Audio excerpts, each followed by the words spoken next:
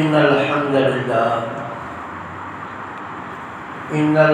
لله نحمده ونستعينه ونستغفره ونستهديه ونستنصره ونعوذ بالله من شرور أنفسنا ومن سيئات أعمالنا من يهده الله فلا مضل له ومن يضلله فلا هادي له وأشهد أن لا إله إلا الله وحده لا شريك له وأشهد أن محمدا عبده ورسوله أما بعد فإن أحسن الحديث كتاب الله وخير الهدي هدي محمد صلى الله عليه وسلم وشر الأمور محدثاتها وكل محدثة بدعة وكل بدعة ضلالة وكل ضلالة في النار. اللهم صل على محمد وعلى آل محمد كما صليت على إبراهيم وعلى آل إبراهيم إنك حميد مجيد. اللهم بارك على محمد وعلى آل محمد كما باركت على إبراهيم وعلى آل إبراهيم إنك حميد مجيد. أعوذ بالله من الشيطان الرجيم. بسم الله الرحمن الرحيم. إنما توعدون لصادق وإن الدين لواقع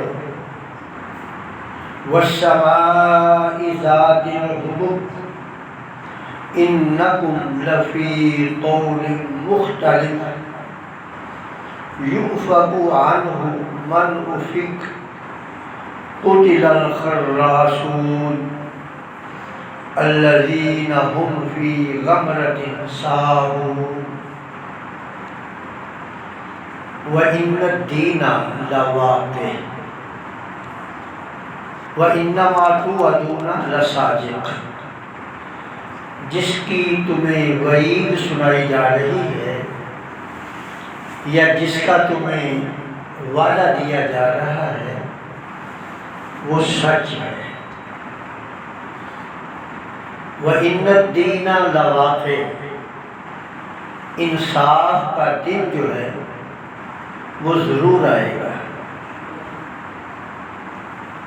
وَالسَّمَاءِ ذَاتِ الْحُبُكِ. قسم ہے مزین آسمان کی یا قسم ہے بروج والے آسمان کی. یؤفک عنہ من افک. عقل اسی کی الٹ دی گئی ہے جو غلط پیشواؤں کے ذریعے بہکایا گیا ہے.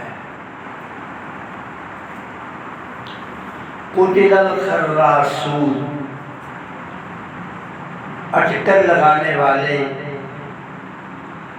بیمار عقل سے تخمینے لگانے والے الذین هم فی غمرۃ ساہون. وہ اپنے غلط اندازوں کے نشے میں مدہوش ہیں.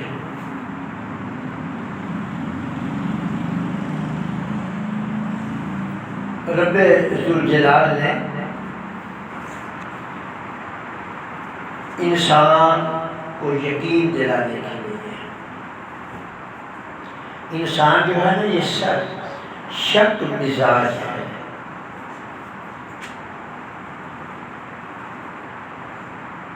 اس کی وجہ کیا ہے؟ کیوں شک مزاج ہے؟ اس لیے کہ انسان جو ہے نا وہ اپنے ہی آئینے میں سب کو دیکھتا ہے، اپنے آئینے میں سب کو دیکھتا ہے۔ اب آپ دیکھ لیں تجزیہ کر کے کہ کتنے ہم میں سے لوگ ایسے ہیں جنہوں نے زندگی میں کبھی جھوٹ نہ بولا،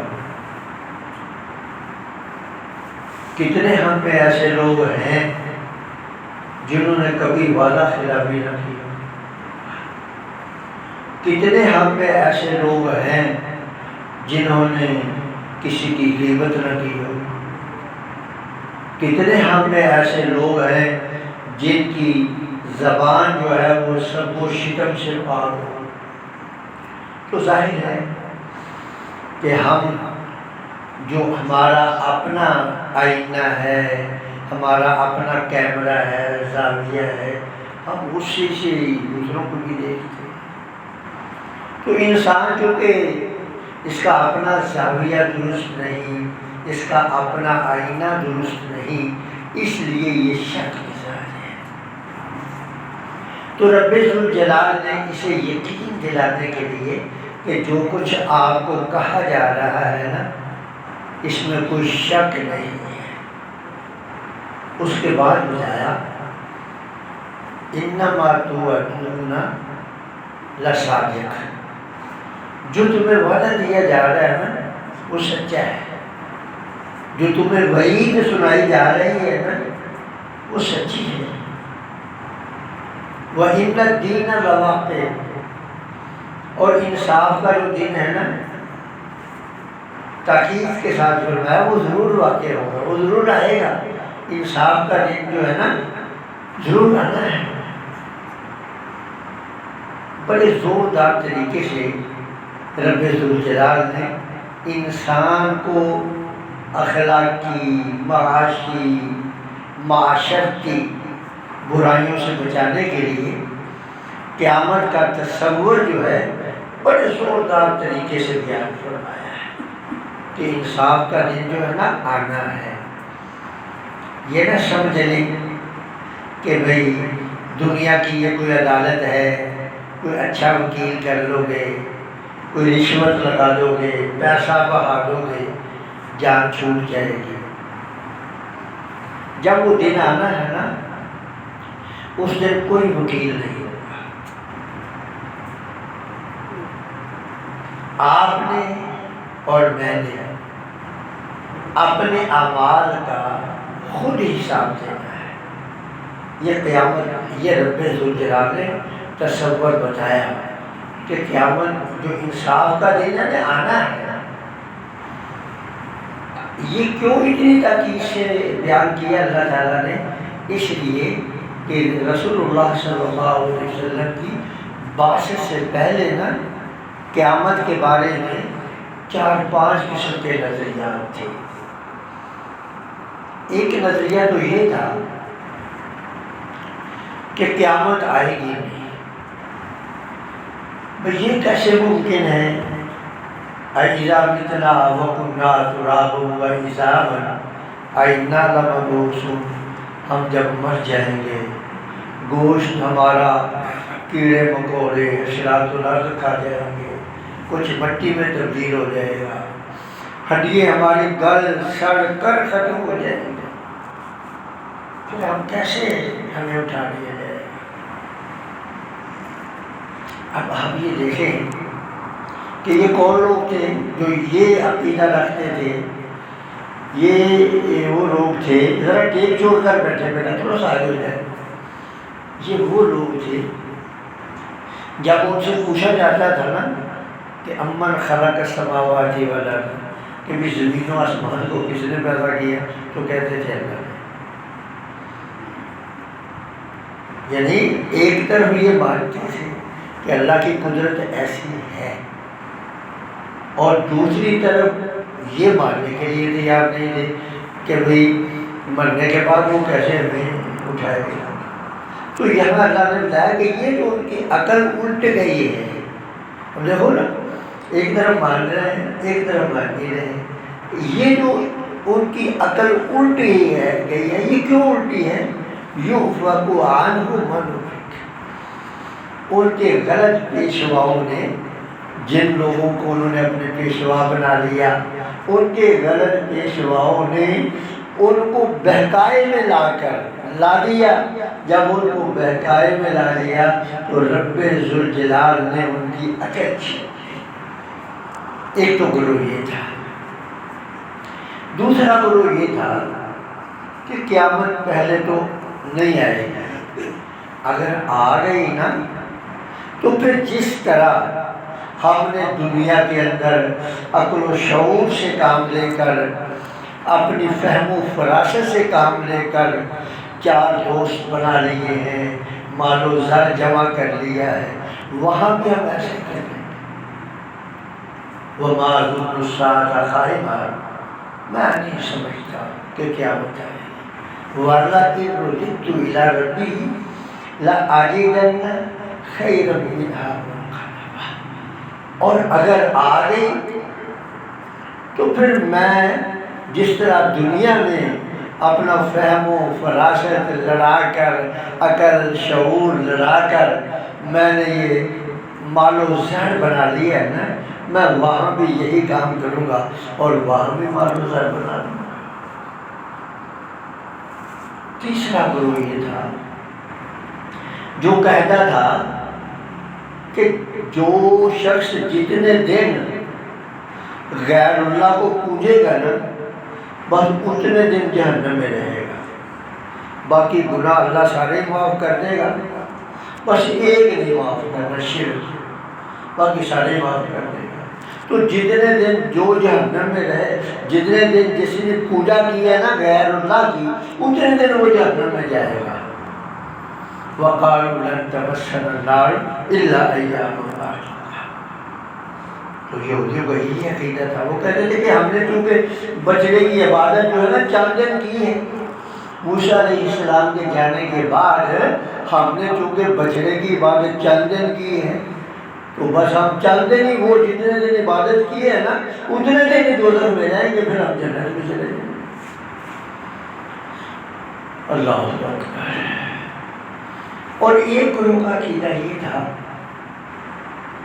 کہ بھائی جس کو ہم نے پیشوا بنایا ہے نا، جس کو ہم نے پیشوا مان لیا ہے، وہ پیشوا جانے اور گناہ جانے،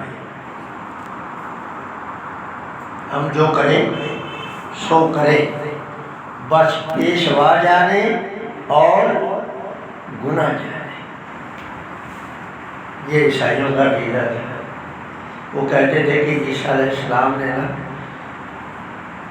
قیامت تک جتنے بھی آنے والے عیسائی ہیں نا، سب کا گناہ اپنی گردن پہ رکھ کر ہم سب کو جہنم سے آزاد کروا دیا ہے۔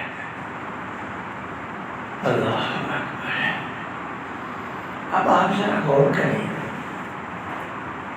کہ جس معاشرے میں میں اور آپ رہ رہے ہیں، اس معاشرے میں کہیں یہ چاروں عقیدوں میں سے کوئی ایک نظریہ تو نہیں ہے؟ مجھے تو ایسے لگتا ہے جیسے چاروں ہی ہیں۔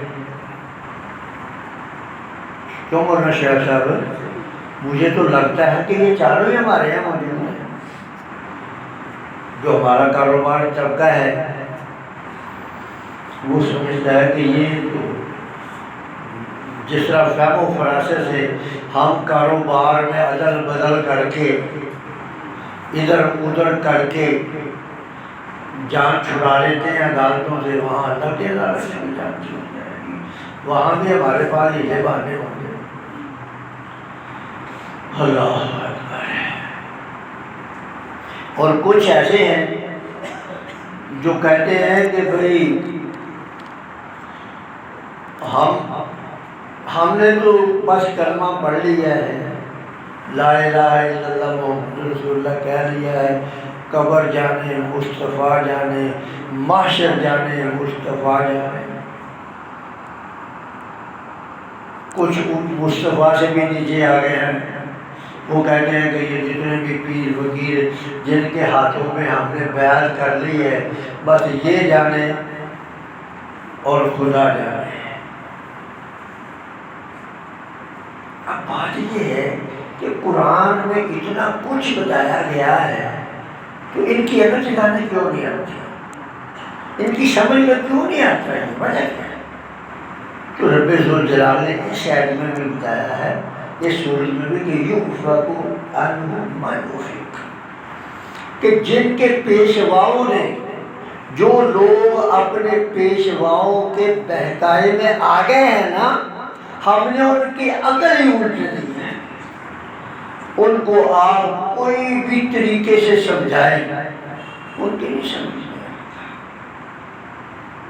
یہی مضمون رب ذوالجلال نے دوسرے مقام پر فرمایا، فلما زاغوا ازاغ اللہ قلوبہم، جب وہ خود ٹیڑھے ہو گئے تو رب ذوالجلال نے ان کے دل بھی ٹیڑھے کر دیے۔ اور دوسری آیت میں فرمایا فَإِنَّهَا لَا تَعْمَى الْأَبْصَارُ وَلَكِنْ تَعْمَى الْقُلُوبُ، وہ آنکھوں کے اندھے نہیں ہیں،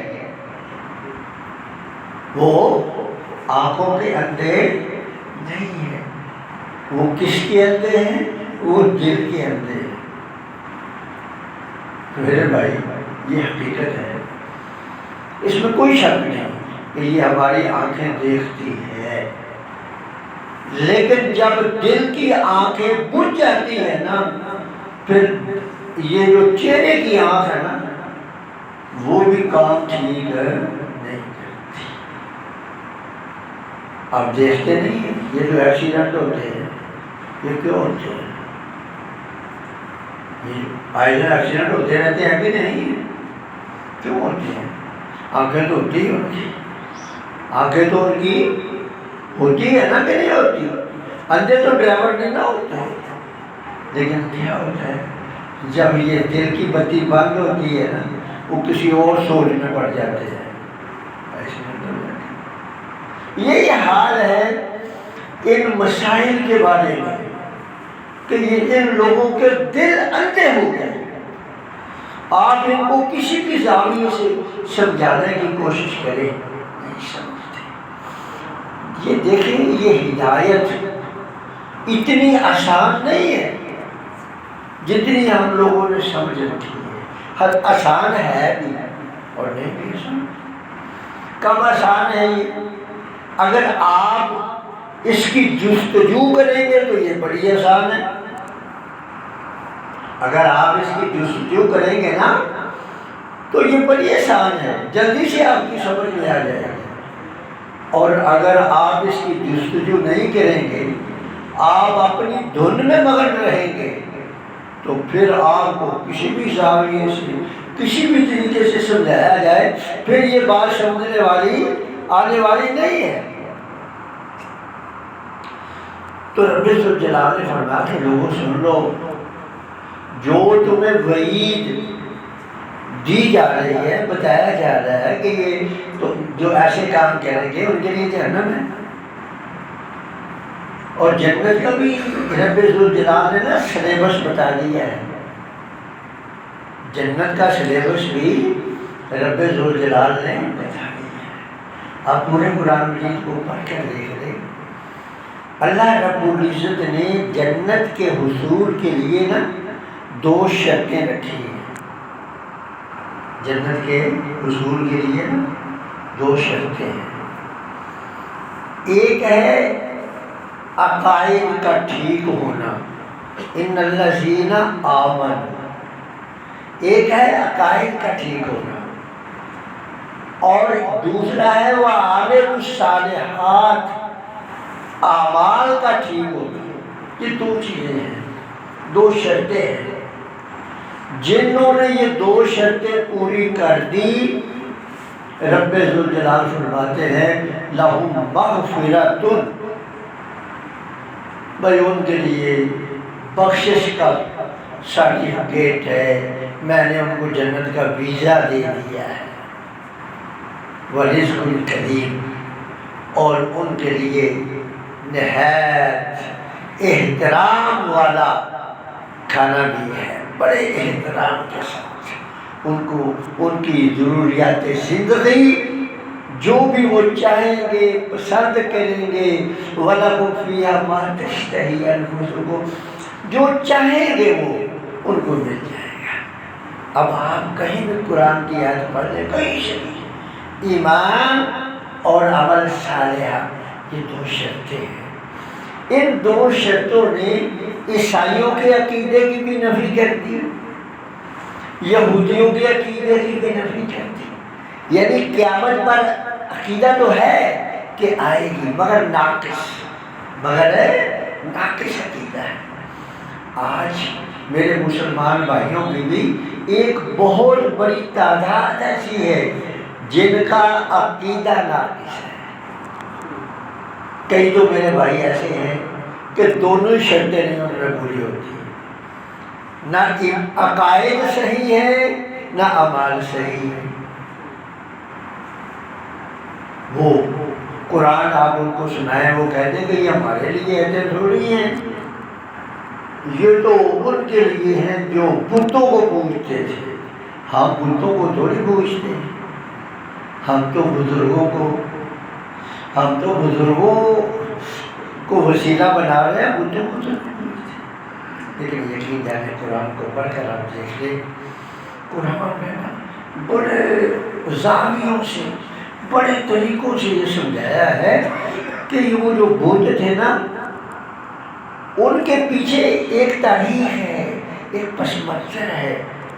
وہ پاگل نہیں تھے کہ خود ہی ایک پتھر کا کو تراش کر خود ہی اس کو پوجنے لگ جائے، اس کے پیچھے ایک پس منظر تھا۔ وہ سمجھتے تھے کہ یہ تصور جو ہے نا، اس کا تصور ہمیں فلاں بزرگ کا تصور لانے میں آسانی پیدا کرے گا۔ پوجتے وہ بھی بتوں کو، وہ بھی انہوں کو بزرگوں کو ہی پوجتے تھے۔ عقیدہ ان کا بھی یہی تھا کہ یہ ہماری قیامت کے دن شفاعت کریں گے، یہ ہماری قیامت کے دن جو ہے نا شفاعت کر دیں گے۔ بس ہم نے ان کی بیعت کر لی ہے، کلمہ ہم نے پڑھ لیا ہے، مسلمانوں والا ہمارا نام ہے، اور مسلمانوں کے گھر میں ہم پیدا ہو گئے ہیں، بس ہم نے تو جنت میں جانا ہے۔ اور اللہ چاہ رہے ہیں نا قیامت کے دن کا نام رکھا دین، وَإِنَّ الدِّينَ لَوَاقِعٌ، وہ انصاف کا دن ہے۔ ایسا نہیں ہے کہ جو عیسائی ایک کام کرے، یہودی ایک کام کرے، ہندو ایک کام کرے، مجوسی ایک کام کرے، اس کو تو رب جہنم میں پھینک دے، اور محمد رسول اللہ صلی اللہ علیہ وسلم کا کلمہ پڑھنے والا وہ بھی سارے ہی کام کرے، اس کو جنت میں بھیج دے۔ ایسا تو وہ مالک بے انصاف ہے نہیں ہے۔ جب قیامت کا دن ہوگا، رب ذوالجلال فرماتے ہیں یقول الذین نسوہ من قبل، جنہوں نے نا اس قرآن کو دنیا میں بھلا دیا تھا نا، اس کی نصیحت جو ہے وہ حاصل کرنے کے لیے تیار نہیں تھے نا، وہ کہیں گے کہ ہمارے پاس نا ہمارے رب کے رسول آئے تھے۔